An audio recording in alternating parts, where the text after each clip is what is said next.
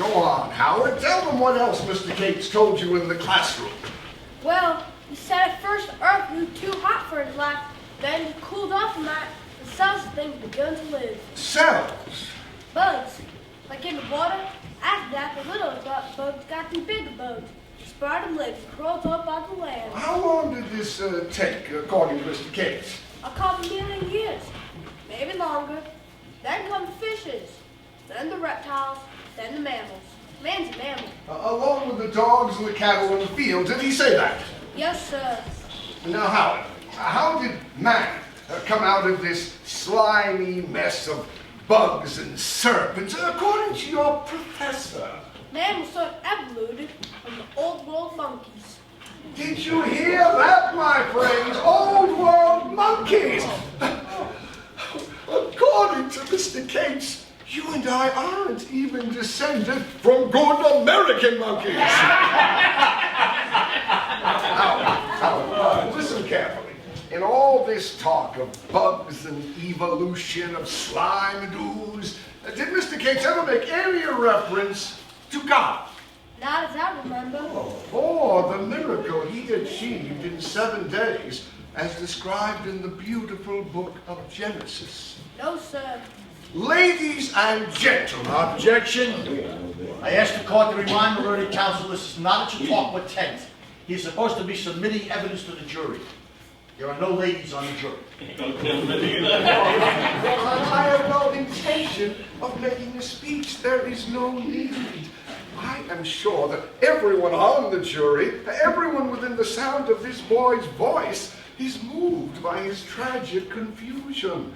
He has been taught that he wriggled up like an animal from the filth and the muck below. I say these Bible haters, these evolutionists are brewers of poison. And the legislature of this sovereign state has the wisdom to demand that the peddlers of poison, in bottles or in books, clearly label the products they attempt to sell. That's right. Yeah. I tell you, if this law is not upheld, this boy will become one of a generation shorn of its faith by the teachings of godless science.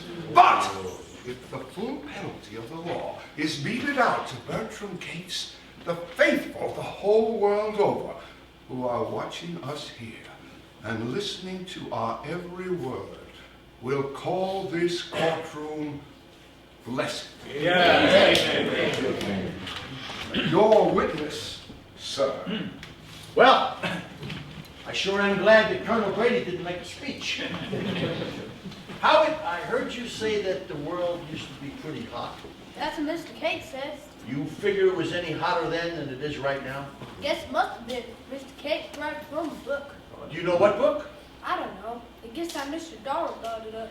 Do you figure anything's wrong with that, Howard? Well, I don't know. Objection, Your Honor.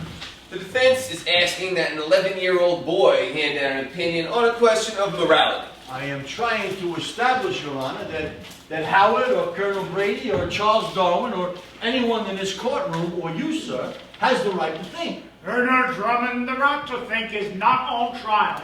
With all due respect to the bench, I hold that the right to think is very much on trial. It is fearfully endangering the proceedings of this court. A man is on trial. A thinking man, and he's threatened with fine and imprisonment because he chooses to speak what he thinks. Colonel Drummond, would you please rephrase your question? Let's put it this way, Howard. All this fuss and feathers about evolution, do you think it hurt you any? Sir? Well, did it do you any harm? You still feel reasonably fit? Well, Mr. Cates told you, did it hurt your baseball game any? Affect your pitching arm? No, sir. I'm a lefty. Oh, southpaw, eh? You still honor your father and mother? Sure. Haven't murdered anybody since breakfast? Objection. Objection sustained. Ask him if his holy faith in the scriptures has been shattered. When I need your valuable help, Colonel, you may rest assured I will wholly answer. Howard, do you believe everything that Mr. Cates told you? I'm not sure. I didn't think it over. Oh, good for you. Your pa's a farmer, isn't he? Yes, sir. Got a tractor? Brand new one. You figure a tractor is sinful because it isn't mentioned in the Bible? No. You know what? Moses never made a phone call. You suppose that makes the telephone, an instrument, and a devil? I never thought of it that way. Well, neither did anybody else. Your Honor, the defense makes the same old error of all godless men. They confuse material things with the great spiritual realities of the revealed word. Why? Why do you bewilder this child? Does right have no meaning to you, son? Realizing that I may prejudice the case of my client, I must say, right has no meaning to me whatsoever. Truth has meaning, as a direction. But one of the peculiar imbecilities of our time is the grid of morality that we have placed on human behavior, so that every act of man must be measured against an arbitrary latitude of degrees.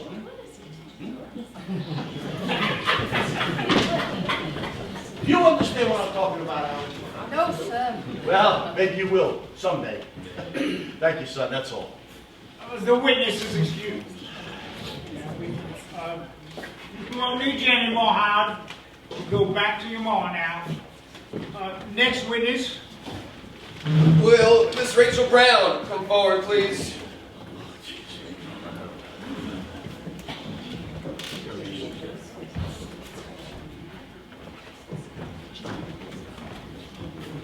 Do you solemnly swear to tell the truth, the whole truth, and nothing but the truth, so help you God? I do.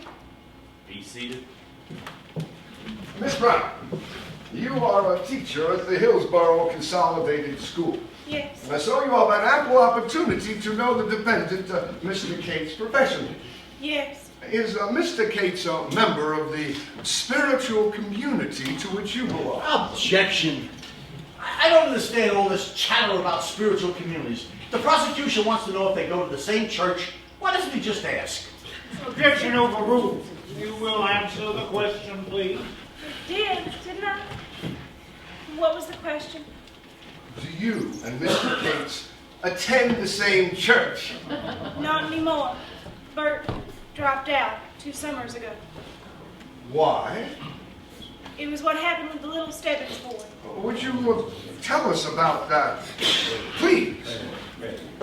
The boy was 11 years old, and he went swimming in the river and got a cramp and drowned.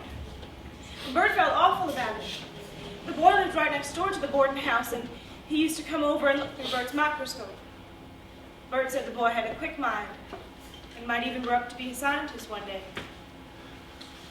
At the funeral, Pa preached that Tommy didn't die in a state of grace because his folks had never had him baptized. Don't tell what your father really said. Tommy's soul was damned rather than hellfire.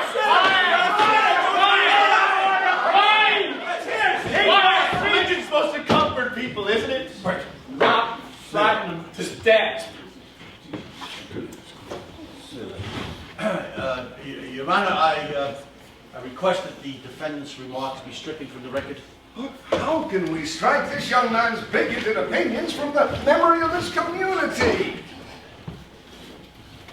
Now, my dear, will you tell the jury some more of Mr. Cates' opinions on the subject of religion? Objection, objection, objection. Hearsay testimony is not admissible. The court sees no objection to this line of questioning. Proceed, Colonel Brady. Will you merely repeat in your own words some of the conversations you had with the defendant? I don't remember exactly. What you told me the other day, that presumably a humorous remark Mr. Cates made about the Heavenly Father. Bert said, Go ahead, my dear. I can't. May I remind you, Miss Brown, you're testifying under oath, and it is unlawful to withhold pertinent information. Bert was just telling me some of the things that he read. He Were you shocked when he told you these things? Describe for the court your innermost opinions and feelings when Bertram Cates said to you, God did not create man, man created God!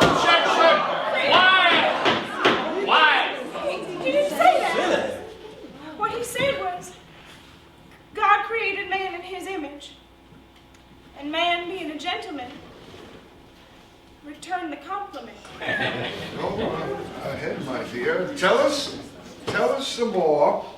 What did he say about the holy state of matrimony? Did he compare it to the breeding of animals? No, he didn't say that.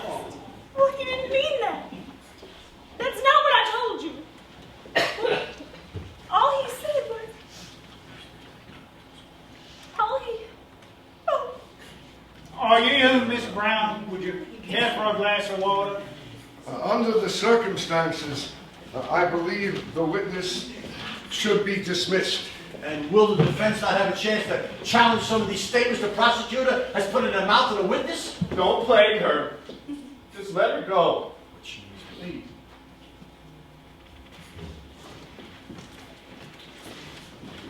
No questions. For the time being, witness is excused. Does the prosecution wish to call any further witnesses? Not at the present time, Your Honor. And we shall proceed with the case for the defense. Thank you, Your Honor. I call to the stand Dr. Amos D. Keller, professor of the Department of Zoology at the University of Chicago. Objection. On what grounds? I wish to inquire what possible relevance the testimony of a zoology professor can have in this trial. It has every relevance. My client is on trial for teaching evolution. Any testimony regarding his so-called infringement of the law must be admitted. Irrelevant, inadmissible, not worth it. What? If Bertram Cates was accused of murder, would it be irrelevant to call expert witnesses to examine the weapon? Would you rule out testimony that the so-called murder weapon was incapable of firing a bullet? I failed to grasp the learned counsel's meaning. Oh, well, Your Honor, the defense wishes to place Dr. Keller on the witness stand so that he can explain to the gentlemen of the jury exactly what the evolutionist theory is. How can they pass judgment on it if they don't know what it's all about? I hold that the very law we are here to enforce excludes such testimony. The people of this state have made it very clear that they do not want this zoological hogwash slobbered around the schoolroom.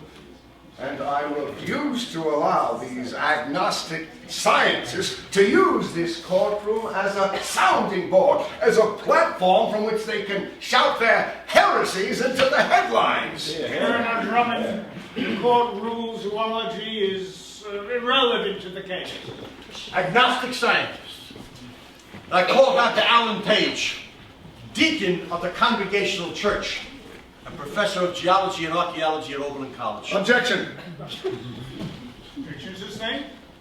In one breath, does the court deny the existence of zoology, geology, and archaeology? We do not deny the existence of these sciences, but just that they do not relate to this point of law.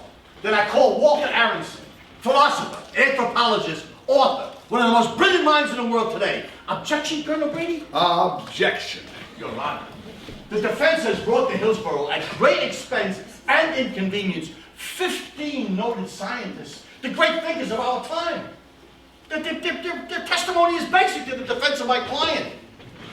For it's my intent to show this court that what Bertram Cates spoke quietly one spring afternoon in a Hillsborough classroom is no crime.